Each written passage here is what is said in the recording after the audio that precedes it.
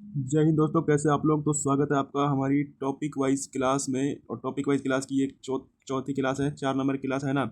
इससे पहले हम 3 क्लासेस कर चुके हैं, जिसमें मैंने आपको करवाए हैं प्रमुख डांस, जो फोक डांस होते हैं वो करवाए हैं। और मैंने बुक्स एंड ऑथर्स आपको करवाया है, बुक्स करवाई है, ठीक है। ये हमारी चौथी क्लास है और टॉपिक वाइज सीरीज चल रही है। उसी के साथ पीवाई की सीरीज हमने चला रखी है, दिल्ली पुलिस और एसएससी जीडी के लिए वर्दी सीरीज के नाम से चला रखी है। और आज का जो हमारा टॉपिक है वो होने वाला है जनगणना, ठीक है। जनगणना 2011 सेंसस, जो कि 2011 का ही हमसे पूछा जाता है। तो इस वीडियो को देखने के बाद जनगणना से संबंधित एक भी क्वेश्चन आपका नहीं छूटने वाला है, ठीक है। एक एक डाउट आपका यहाँ पर क्लियर कर दिया जाएगा। तो चलिए स्टार्ट करते हैं। पहले देखते हैं हम जनगणना का इतिहास, हिस्ट्री ऑफ सेंसस क्या है, ठीक है। पहले जनगणना का इतिहास देखते हैं, क्योंकि यहाँ से भी एक क्वेश्चन या दो क्वेश्चन पूछ लिए जाते हैं। और एसएससी तो भाई साहब इतिहास ज़्यादा पूछती है, जो आंकड़े हैं उनको कम पूछती है, ठीक है। स्टार्ट करते हैं। प्राचीन काल में जनगणना का जो प्रमाण है वो रोमन राज्य में कैडस्ट्रल सर्वे के रूप में प्राप्त हुआ था। मुगल काल में किस साहित्य में जनगणना का उल्लेख मिलता है, तो अबुल फजल द्वारा लिखित जो आईने अकबरी है, आईने अकबरी में जो है जनगणना का इतिहास मुगल काल में देखने के लिए मिलता है, ठीक है। आधुनिक पद्धति से सर्वप्रथम जनगणना कब हुई थी, तो 1749 में स्वीडन में सबसे पहले आधुनिक पद्धति से जो है वो जनगणना हुई थी। लेकिन जो दशकीय जनगणना है सबसे पहले वो अमेरिका में 1790 में हुई थी, ठीक है। अब देखते हैं भारत में जनगणना का क्या इतिहास है। जो हमने ये पढ़ा, ये वर्ल्ड का पढ़ा था। अब पढ़ेंगे हम भारत में, यानी कि इंडिया में जनगणना का क्या इतिहास रहा है। जेम्स प्रिंसेप द्वारा जनगणना सबसे पहले करवाई गई थी इलाहाबाद के 1824 में, और बनारस में 1837। ये पहली शहरी जनगणना है, पहली शहरी जनगणना है ये, शहरी जनगणना। उसके बाद है भारतीय शहर की पहली पूर्ण जनगणना की अगर बात करें तो 1830 में ढाका में हेनरी वाल्टर द्वारा करवाई गई थी। हेनरी वाल्टर द्वारा ढाका में 1830 में। भारत में पहली अनियमित और जनगणना की बात करें तो 1872 में मेयो के टाइम पर हुई थी। और 17 फरवरी 1881 की अगर बात करें तो पहली रिपन के द्वारा नियमित जनगणना करवाई गई थी। और इस समय जनगणना आयुक्त थे डब्ल्यू सी फ्लोडन थे, ठीक है। स्वतंत्र भारत की पहली जनगणना 1951 में हुई थी। और जनगणना आयुक्त इस टाइम पर थे WWM येट्स और RA गोपाल स्वामी। 2011 की जनगणना की बात करें तो कुल मिलाकर यह 15वीं जनगणना है। स्वतंत्र भारत की 7वीं जनगणना है, 21वीं शताब्दी की दूसरी जनगणना है। जनगणना को देखते हैं अब एक नज़र में, ठीक है। संबंधित मंत्रालय गृह मंत्रालय के अधीन आती है जनगणना, 7वीं अनुसूची में आती है। और के लिए आर्टिकल है 246, आर्टिकल 246 है। 1948 का अधिनियम आया था जनगणना के लिए, ठीक है। जनगणना का शीर्ष अधिकारी कौन होता है, तो महापंजी एवं जनगणना आयुक्त होता है। वर्तमान में जनगणना आयुक्त कौन है, तो मृत्युंजय कुमार नारायण है। 2011 में कौन थे, तो डॉक्टर C चंद्रमौली थे। सबसे अधिक जनसंख्या वृद्धि दर की अगर बात करें, अब जनगणना स्टार्ट हो चुकी है हमारी, मतलब इससे पहले कुछ हिस्ट्री जान लेते हैं। जैसे कि 1961 से 71 के दशक में सबसे ज़्यादा जनसंख्या में वृद्धि हुई थी, और वो हुई थी 24.8% की। और संख्या में सबसे ज़्यादा वृद्धि हुई अगर बात करें तो वो 1991 से 2001 के बीच में हुई थी। 18.23 करोड़ हमारे देश की जनसंख्या बढ़ गई थी। ये तो दर है, परसेंटेज में है, और ये यहाँ पर संख्या में है। किस दशक में जनसंख्या वृद्धि दर नकारात्मक रही, तो ये एकमात्र ऐसा 1911 से 21 का दशक आया जब जनसंख्या जो है वो -0.31% चली गई। इसका जो कारण था वो अकाल था, और एक हैजा नाम की बीमारी भी फैल गई थी भारत में। 1921 को जनसंख्या विभाजन के वर्ष में माना जाता है ना, 1921 को, क्योंकि यह एकमात्र जनगणना है जहाँ वृद्धि कमी आई थी। नकारात्मक दर का कारण क्या था, तो यहाँ पर कारण है 1911 से 21 के दशक में हास्य की स्थिति आई, और जिसका कारण महामारी रही, है ना। महामारी और मृत्यु दर अधिक हो गई महामारियों के चलते, अकाल भी पड़ा था। अब बात करते हैं हम 2011 की जनगणना। किसी भी एग्जाम को दे लीजिए आप, एसएससी का कोई भी एग्जाम हो आपका, दिल्ली पुलिस हो, यहाँ तक कि आपका कोई भी स्टेट पुलिस हो, ठीक है। दिल्ली पुलिस हो, एसएससी का कोई भी एग्जाम हो, MTS, CGL, जनगणना, RPF, रेलवे का कोई भी क्वेश्चन हो, RPF हो, ग्रुप डी हो आपका, ALP हो आपका, NTPC हो, ठीक है। कोई भी एग्जाम आप दे लीजिए, 1 से 2 क्वेश्चन हर शिफ्ट में आपको जनगणना से देखने के लिए मिलते हैं। या इसको आप स्टैटिक का पार्ट मान लीजिए, चाहे ज्योग्राफी का पार्ट मान लो, चाहे इकोनॉमी का पार्ट मान लो, लेकिन यहाँ से क्वेश्चन 100% देखने को मिलता है। टॉपिक वाइज हमने सबसे पहले स्टैटिक को उठाया, मैं इसको स्टैटिक का पार्ट मान के चलता हूँ, ठीक है। देखते हैं 2011 की जनगणना। पहले प्रशासनिक ढांचा देख लेते हैं कुछ, जैसे कुल राज्य और यूटी कितने हैं, 35 थे उस टाइम पर, अभी वर्तमान में 36 है, ठीक है। जिले 640 थे, उप जिले 5,924, और नगरों की संख्या 7,933, वैधानिक नगर 4,041, और जनगणना नगर 3,892।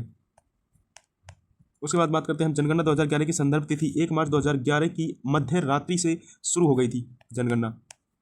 2011 के अनुसार भारत में कुल गांव कितने हैं, तो 6,40,930। आपको याद रखना 6.40 लाख, 6.40 लाख भी याद रखो, बहुत बार पूछा जाता है, ये बहुत इंपॉर्टेंट डाटा है ये, ठीक है। ग्रामीण जनसंख्या 68.9% है, और शहरी जनसंख्या 31.1% है। शहरी, और इसका अनुपात पूछ लेता है तो ये अनुपात आएगा आपका 68:32 का, सॉरी 69 69:31 का रेशो आता है, ठीक है। 29 ये हो गई ग्रामीण और ये शहरी, ये इनका अनुपात भी पूछ लेता है। नेक्स्ट क्वेश्चन, 2001 में भारत की जनसंख्या 102 करोड़ थी और 2011 में ये 121 करोड़ बढ़कर हो गई। भारत की जनसंख्या की 10 की वृद्धि 17.70% है, जबकि वार्षिक वृद्धि दर 1.64% है। शीर्ष 10 की जनसंख्या वृद्धि दर कहाँ पर हुई सबसे ज़्यादा? तो मेघालय में 27.95% हुई थी और दादरा नगर हवेली में 55.88% हुई थी। अब बात करते हैं सबसे कम कहाँ पर थी जनसंख्या वृद्धि दर, तो नागालैंड में थी माइनस में एकमात्र 0.58% और लक्षद्वीप में थी 6.30%।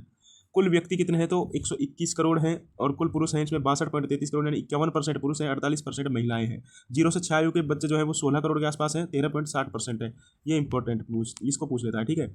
साक्षरता की बात करें तो 74.04% साक्षरता है, पुरुषों की 82.14 है, महिलाओं की 65.46 है, इसको भी पूछ लेता है। जनघनत्व की बात करें तो 382 व्यक्ति प्रति वर्ग किलोमीटर है, 2001 में यह 325 था और वृद्धि हुई है 57 की। आगे चलते हैं, आज़ादी के बाद पहली जनगणना से कुछ महत्वपूर्ण तुलना कर लेते हैं। जैसे 1951 में जनसंख्या कितनी थी? 36 करोड़ थी, वर्तमान में कितनी है? 121 करोड़ है। ये 1951 की है, एक मिनट, ये 1951 की है, ये है 1951 की और ये है 2011 की। लिंग अनुपात उस टाइम 946 था, वर्तमान में 943 है। जनघनत्व 117 था, अभी 382 है। उस टाइम 18.33% साक्षरता थी, वर्तमान में 74.04 है। 36.10% करोड़ लोग थे, वर्तमान में 121.08 करोड़ है। नेक्स्ट है लिंग अनुपात यानी सेक्स रेशो की बात करते हैं। पहले तो लिंग अनुपात होता क्या है? प्रत्येक 1000 पुरुषों पर स्त्रियों की जो संख्या होती है उसी को लिंग अनुपात के रूप में जाना जाता है। 2011 के अनुसार ये भारत का 943 है, 2001 में 933 था और आज़ादी के समय यह 1951 में यह है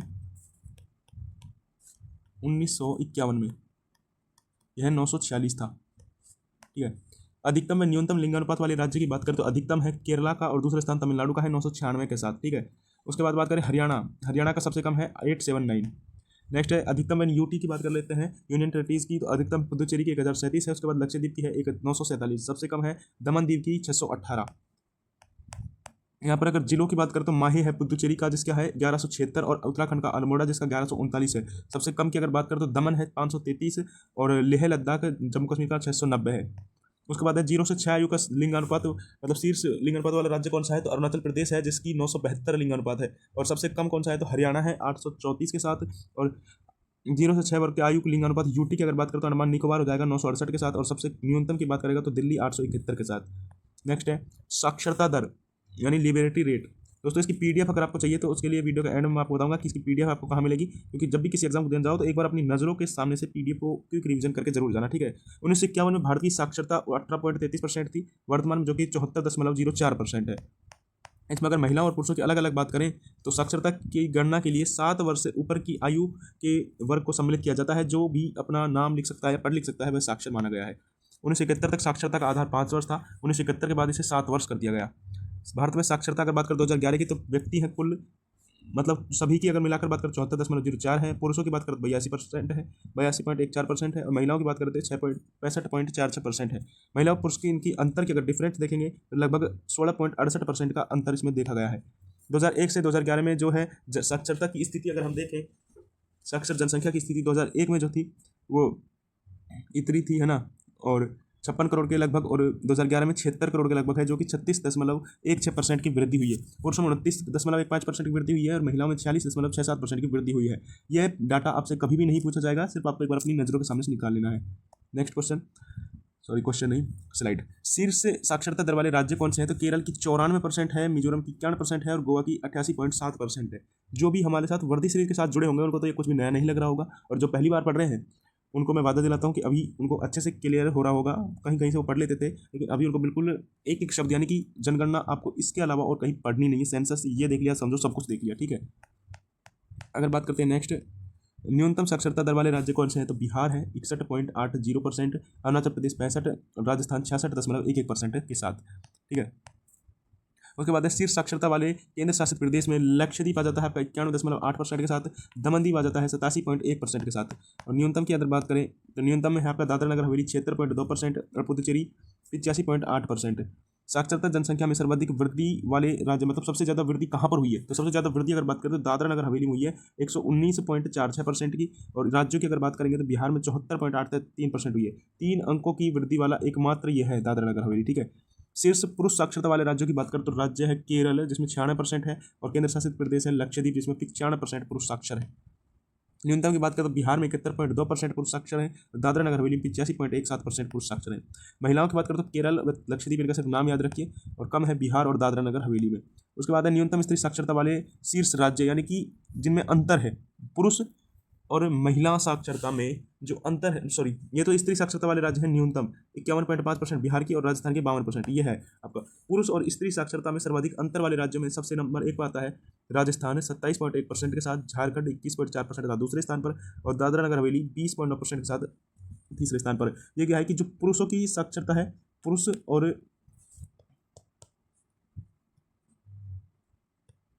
यानी कि जो आपकी मेल एंड फीमेल का जो डिफरेंस है उसके बारे में बात कर रहे हैं, ठीक है, उसके बारे में बात कर रहे हैं। पुरुष स्त्री साक्षरता दर में न्यूनतम अंतर, वो सबसे ज़्यादा अंतर है, सबसे कम अंतर है आपका मेघालय में 3.1%। उच्चतम साक्षरता वाला जिला कौन सा है, तो सरचिप है मिजोरम का 98.76% के साथ, और न्यूनतम साक्षरता वाले जिले की बात करें तो अलीराजपुर है मध्य प्रदेश का 37.22% के साथ। जनगणना वर्ष की बात करें और जनसंख्या घनत्व, अब आ चुका है घनत्व जो कि हमारा 382 है वर्तमान में, ठीक है। 1901 में था 77 व्यक्ति प्रति, ये जनघनत्व क्या होता है कि 1 किलोमीटर आप इधर चले जाओ और 1 किलोमीटर आप 1 किलोमीटर आप इधर चले जाओ और 1 किलोमीटर आप इधर चले जाओ, इतने एरिए में जो लोग रहते हैं वही है जनघनत्व, है ना। तो आप देख सकते हो 1901 में कितने रहते थे, 77 रहते थे, 1951 में ये 117 हुए, बढ़कर 2001 में 325 हुए, और वर्तमान में 2011 में कितने हैं, 382 है। अभी कोरोना की वजह से जनगणना नहीं हो पाई थी, वरना ये आंकड़ा और बढ़ जाता, ठीक। शीर्ष जनघनत्व वाले राज्यों की अगर बात करें तो बिहार का है 1106 व्यक्ति रहते हैं प्रति 1 किलोमीटर में, और पश्चिम बंगाल में 1028 है। उसके बाद बात करें हम अगर सबसे न्यूनतम की तो अरुणाचल प्रदेश का है 1752, मिजोरम का है, और सिक्किम का है 86। ये तीनों की तीनों मोस्ट इंपॉर्टेंट हैं, तीनों की तीनों मोस्ट इंपॉर्टेंट हैं, क्योंकि 100 से कम वाले ये 3 ही है। इसको हम ऐसे याद रखते हैं एम्स, ऐसे याद रखता हूँ इसको एम्स, 17 51 और 52, 17 15 85 और 1 86, इस तरीके से आप इसको याद रख सकते हो, ठीक है। आप अपने तरीके से किसी तरीके से याद रख सकते हो, और इसका मल्टीपल टाइम रिवीजन कीजिए, अपने आप ही आपके दिमाग में आ जाएगी, ऑप्शन को देखते हैं आप क्लिक कर दोगे, ठीक है। शीर्ष जनगणना वाले केंद्र शासित प्रदेशों की बात करते हो दिल्ली है, दिल्ली का देखिए आप कितना 11,320, सोचो आप थोड़ा अनुमान लगाओ कि ऐसे और ऐसे इतने एरिया में 11,320 लोग रह रहे हैं, तो दिल्ली की क्या हालत हो रही है सोचो आप, है ना। चंडीगढ़ की बात करते हो 9,258 है, चंडीगढ़ भी पीछे नहीं है भाई साहब। न्यूनतम जनघनत्व वाले केंद्र शासित प्रदेशों की अगर बात की जाए तो अंडमान निकोबार का है 46 और दादरा नगर हवेली का है 700। उसके बाद बात करते हैं हम सर्वाधिक जनघनत्व वाला जिला, तो उत्तर पूर्व दिल्ली है 37,346। आपको डाटा तो याद रखना नहीं है, लेकिन उत्तर पूर्व दिल्ली जरूर याद रखिएगा। नेक्स्ट है 2011 की जनगणना रिपोर्ट के अनुसार देश में अनुसूचित जातियों की संख्या कितनी है, तो 20.137 करोड़ है। ये नहीं पूछता, आपसे पूछता है तो ये 16.6%, ठीक है, ये इंपॉर्टेंट है 16.6%। 2001 से 11 के दौरान अनुसूचित जाति की दशकीय वृद्धि 20.8% रही। सर्वाधिक अनुसूचित जाति यानी कि अब एससी की बात कर रहे हैं, सबसे ज़्यादा कहाँ है, उत्तर प्रदेश में है, और सबसे ज़्यादा अनुसूचित जाति न्यूनतम कहाँ पर है, तो न्यूनतम मिजोरम में है। परसेंटेज में बात करेगा सबसे ज़्यादा कहाँ पर है, तो पंजाब में है, और सबसे कम कहाँ पर है, तो मिजोरम में है। अब बात करते हैं अनुसूचित जाति जनसंख्या वाले यूटी की, राज्य यूटी, जैसे कि पहले स्थान पर उत्तर प्रदेश है, इतनी है उसमें संख्या, और दूसरे स्थान पर पश्चिम बंगाल है जिसमें 21 करोड़ के लगभग रहते हैं। अनुसूचित जनजातियाँ 2011 यानी कि शेड्यूल ट्राइब्स की बात कर रहे हैं, एसटी की, तो कितनी है 8.6% है। वो कितनी थी आपकी शेड्यूल कास्ट कितनी है 16.8%, 16.6%, 16.6% है ना, और ये कितनी आपकी 8.6%, 8.6% है, और वो 16.6% यानी 8 दूनी, जब आप इसका डबल करोगे 8 दूनी 16 करोगे और लास्ट में तो 6% लगाना है, तो ये एससी हो जाएगी, ये कैटेगरी एससी हो जाएगी, और ये 8.6% एसटी है भारत में। सर्वाधिक अनुसूचित जनजाति जनसंख्या मध्य प्रदेश में है और राज्य की समस्त जनसंख्या का 21% है। नेक्स्ट केंद्र शासित प्रदेशों में दादरा नगर हवेली में सबसे अधिक है। अगला है प्रतिशत के आधार पर अगर देखें तो जो एसटी है लक्षद्वीप में 94% है, मिजोरम में भी 94% है, दोनों में बराबर से है, ठीक है। पुदुचेरी, दिल्ली, चंडीगढ़, हरियाणा तथा पंजाब में कोई भी एसटी नहीं पाए जाते। नॉन एसटी स्टेट कौन कौन से हैं, तो पुदुचेरी है, दिल्ली है, चंडीगढ़, हरियाणा है और पंजाब है, इनमें एसटी नहीं पाए जाते। बस प्रतिशत की दृष्टि से शीर्ष अनुसूचित जाति जनसंख्या वाले राज्य यूटी की अगर बात करें तो लक्षद्वीप में 94% और मिजोरम में 94%, मैं आपको बता चुका। जनजाति की संयुक्त प्रतिशतता देखी जाए यानी कि एससी प्लस एसटी की संयुक्त प्रतिशतता देखी जाए तो 25.2% है, 16.6% ये है और 8.6% ये है, जो कि आपके 16 और 8 24.12% हो जाएंगे, 1.2 तो 25.2% हो जाएंगे, ठीक है। देश की कुल जनसंख्या 121 करोड़ में विभिन्न धर्मों की जनसंख्या का विवरण देखते हैं हम। धार्मिक जनगणना देखते हैं तो पहली धर्माधारित जनगणना 2001 में हुई थी। धर्माधारित जनगणना में अगर देखें तो हिंदू कितने हैं तो 96.63 करोड़ हिंदू हैं, मुस्लिम 17 करोड़ के लगभग हैं, ईसाई 2.7 करोड़ के लगभग हैं और सिख 2 करोड़ के लगभग भारत में निवास करते हैं। इनकी वृद्धि अगर देखें तो 16.8% हिंदुओं की वृद्धि हुई है, मुसलमानों की वृद्धि सर्वाधिक है जो कि 24.6% है। तो ये इंपॉर्टेंट डाटा हो जाता है हमारे लिए, ठीक है, इंपॉर्टेंट है। 15.5% आपके ईसाई भी बढ़े हैं और सिख 8.4% बढ़े हैं। उसके बाद बात करें बौद्ध जो है वो 0.84 करोड़ हैं जो कि 6% बढ़े हैं और जैन 0.45 करोड़ हैं जो कि 5.4% बढ़े हैं। धर्माधारित साक्षरता की बात करें तो जैनों की साक्षरता सबसे अधिक है, नंबर 1 पर यही आते हैं 94.9%, लगभग 95% के आसपास। ईसाई दूसरे स्थान पर आते हैं, फिर बौद्ध सिख हिंदुओं की आपको याद रखनी है 73.3 और मुसलमानों की सबसे कम है 68.5, ये याद रखनी है। जिसमें मैं गोला करता हूँ वो आपको इंपॉर्टेंट है कि याद रखनी ही रखनी है, ठीक है। नेक्स्ट, शीर्ष हिंदू जनसंख्या वाले राज्यों की अगर बात करें तो हिमाचल प्रदेश और उड़ीसा है। शीर्ष मुसलमान जनसंख्या वाले राज्यों की बात करें तो लक्षद्वीप और जम्मू कश्मीर है। ईसाई की बात करें तो नागालैंड और मिजोरम है और सिखों की बात करते हैं पंजाब और चंडीगढ़ में सबसे ज़्यादा सिख पाए जाते हैं और सबसे ज़्यादा बौद्ध सिक्किम में, सबसे ज़्यादा जैन महाराष्ट्र में पाए जाते हैं। सर्वाधिक ग्रामीण जनसंख्या वाले राज्यों की अगर बात करते हैं उत्तर प्रदेश और बिहार हो जाएंगे और न्यूनतम की अगर सर्वाधिक ग्रामीण जनसंख्या परसेंट में अगर पूछेगा तो हिमाचल प्रदेश और बिहार हो जाएगा। यहीं पर अगर हम न्यूनतम में बात करें, सबसे पहले शहरी की बात करें जहाँ पर आपके ग्रामीण अधिक होंगे तो गोवा और मिजोरम हो जाएंगे। सर्वाधिक शहरी जनसंख्या वाले यूटी की अगर बात करें तो दिल्ली और चंडीगढ़ हो जाएंगे आपके। उसके बाद देखते हैं न्यूनतम की तो हिमाचल प्रदेश और बिहार हो जाएगा। ग्रामीण एवं शहरी लिंगानुपात अगर देखा जाए तो 943 तो टोटल है भारत का, जिसमें अगर हम देखें शहरी और तो शहरी तो है आपका 929 और ग्रामीण 947 है और 943 टोटल है। और 0 से 6 वर्ष का लिंगानुपात 919 है भारत का। 0 से 6 वर्ष की आयु का जो लिंगानुपात है भारत का वो 919 है, 919 है। नेक्स्ट की तरफ चलते हैं। लिंगानुपात देख सकते हो आप, भारत का 943 है, ग्रामीण 949 है, शहरी 929 है। ये इनका डिफरेंस है जो कि 2001 से तुलना की गई है, ठीक है। नेक्स्ट, ग्रामीण एवं शहरी लिंगानुपात की दृष्टि से सर्वाधिक लिंगानुपात केरल का ही है, जम्मू कश्मीर का न्यूनतम है और न्यूनतम ग्रामीण की अगर बात करें तो हरियाणा का है, शहरी जम्मू कश्मीर का, ठीक है। आगे चलते हैं। संघीय क्षेत्र में अधिकतम ग्रामीण और शहरी लिंगानुपात पुदुचेरी में है सबसे ज़्यादा, ठीक है। और न्यूनतम की बात करेगा तो चंडीगढ़ में 690 है। न्यूनतम शहरी लिंगानुपात दमन-दीव का है 551। तो ये होती है आपकी जनगणना जो है कंप्लीट। आपको अगर इसकी पीडीएफ चाहिए तो इसके लिए आप हमारे टेलीग्राम चैनल एसएससी वॉरियर्स पर जाकर ज्वाइन कर सकते हैं। यहाँ पर इसकी पीडीएफ आपको देखने के लिए मिल जाएगी, ठीक है। इस पर आपको पीडीएफ देखने मिल जाएगी और आपको टॉपिक वाइज सीरीज जो हमने चला रखी है इससे कितना फ़ायदा मिल रहा है ये कमेंट करके जरूर बताना कि इससे आपको कुछ फ़ायदा मिल रहा है या नहीं। और पहले की क्लास जो मैंने 3 क्लासेस ली हैं वो आपने की है या नहीं। और पीवाईक्यू सीरीज से अगर आप जुड़ना चाहते हो, पीवाईक्यू सीरीज से जुड़ना चाहते हो तो यहाँ पर आपको दिखी होगी हमारी वर्दी सीरीज़। इसके साथ आप जुड़ करके अपनी तैयारी को बेहतरीन कर सकते हो और प्रीवियस ईयर दिल्ली पुलिस के आप कर सकते हो। एसएससी जीडी और दिल्ली पुलिस के लिए बेस्ट है ये जीएस, इतना कर लोगे तो आप काफ़ी रहेगा। और अगर आप क्विक रिवीजन लेना चाहते हो तो हमने चला रखा है the 5 minute show. Quick revision के लिए है हमारा द 5 मिनट शो है, आपके लिए द 5 मिनट शो चला रखा है, ठीक है। इसके साथ आप जुड़ सकते हो और चैनल पर नहीं तो सब्सक्राइब कर लीजिए। वीडियो को लाइक करके कमेंट में आप अपना सजेशन जरूर दीजिए कि आपको कैसा लगा। आप सभी क्वेश्चन पूछूंगा जिसका आंसर आपको कमेंट में देना है कि भारत का जो शहरी लिंगानुपात है, भारत का शहरी लिंगानुपात कितना है, शहरी लिंगानुपात, ठीक है। ये आपको कमेंट बताना है, क्वेश्चन ऑफ द कमेंट है ये आपका। मैं मिलता हूं आपसे नेक्स्ट वीडियो में बहुत ही जल्द और वर्दी सीरीज में आप जुड़ेंगे शाम को ही। जय हिंद।